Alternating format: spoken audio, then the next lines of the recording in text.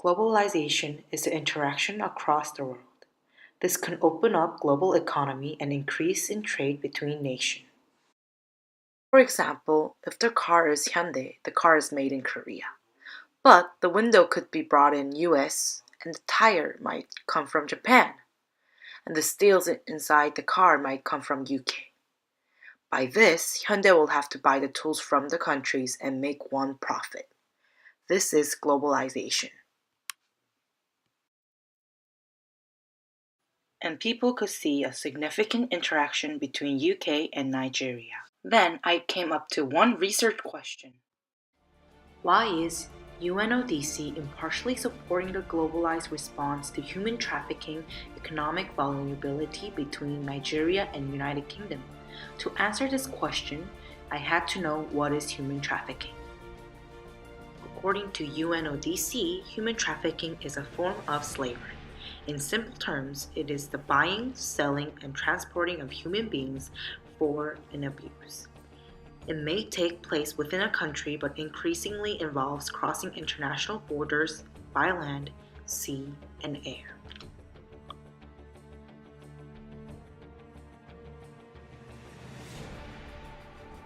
This means that people is getting trafficked for money or doesn't know what they're doing. For example, they may be promised a good job or an education but then find themselves working in the sex industry or international servant, which happens a lot in Nigeria. UNODC has recorded trafficking taking places in 137 countries. The greatest number of trafficking victims are recorded as coming from Thailand, China, Nigeria, Ukraine.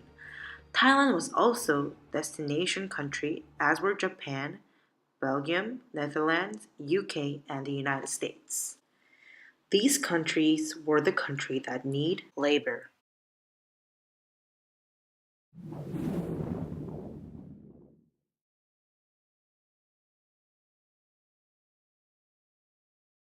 One example from CNN and BBC was Ruzika, the girl who was 15 trafficked from Nigeria to the UK for promise of education.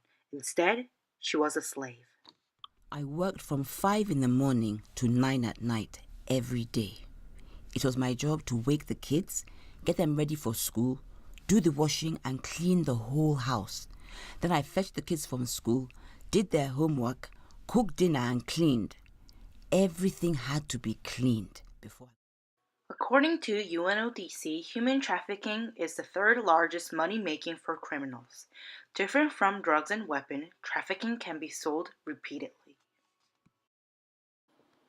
Nigeria has been the fourth largest source of trafficking to UK. 875,300 Nigerians are living in modern slavery in UK. For this, UK had increased creating 2 labor factories per year.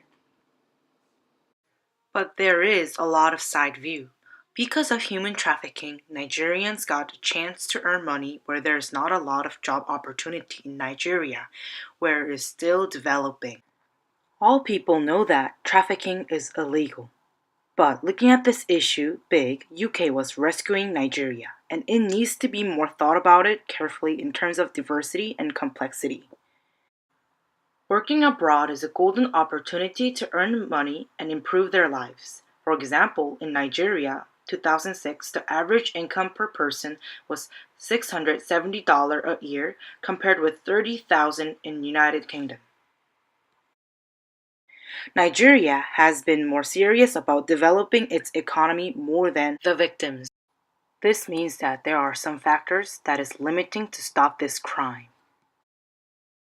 For my first source, I read a novel called Human Trafficking Join Hands to Stop Child Trafficking by Currently Farrell. This book was well written by explaining the social problems. For example, telling the readers how hard for the victims to live a normal life after trafficking. This was also the limitation of this source. The novel did not write about the political problems. This means that it only has to after trafficking, not before.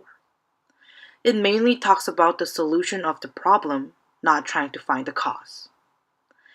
Lastly, the main focus was little different from mine. If I was researching more about the labor and woman, this novel was talking more about the sympathy of the child trafficking.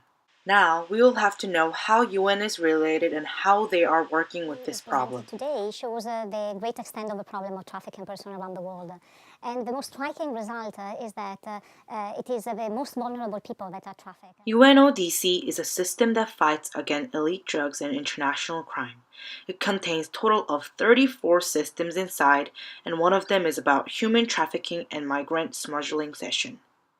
They try to field-based technical cooperation project research and analyze work to increase knowledge and normative work to assist the states. And here comes a new question on my mind. What kind of action did they take to stop or decrease the number of trafficking? Here are some three important factors that they try to do. It is called P3. Prevention of trafficking in person, protection of victims of human trafficking, prosecution of trafficking offenders. First, prevention. UNODC is developing training materials for having a stronger borderline and also for knowing more of new routes that might the criminal doing behind scene. Second, protecting. UNODC funded support projects for victims and helped 9 countries, including Nigeria. Not only financial supports, the program offered emotional and practical support, including healthcare, aid, and psychological assistance. In database, more than 280 victims became used to their normal life. Lastly, prosecuting. This means that conducting a prosecution in court of law. UNODC's goal is to see a greater number of convictions all over the world. UNODC helps countries to develop useful laws about criminal institutions, especially women and girls. One example that UN directly supported Nigeria was teaching the awareness of human trafficking. Through the educational campaigns and scientific findings, UNODC tries to convince the children that trafficking is dangerous and illegal, but has more effect on health problems. Second example could be protecting the victims until they get used to their place. UNODC started this from 2006 and made total of 9 small houses that victims could come and take a rest or talk to others. Not only UNODC, UNICEF, UN Gift, IOM, GLIO-ACT, other global systems were also trying to help out trafficking. It is not easy. People do not think that this problem will get fixed in a few years. Unfortunately, it had increased comparing to last year. But UN and other group thinks that when we keep on trying to tell the awareness to others, it will sometime, someday decrease. And I thought that was the problem with using United Nations Office Drugs and Crime website. It is one of the best sources to learn about human trafficking, maybe one of the most detailed one too. It has explained cause and result very well and came up with some solution that they made. And here is the limitation. Most of the solutions that they made were unrealistic. For example, one of the solutions was giving an opportunity to talk with the victim and hear what people have to be careful and what's safe. It contains really big scale of action that makes people hard to try the first step.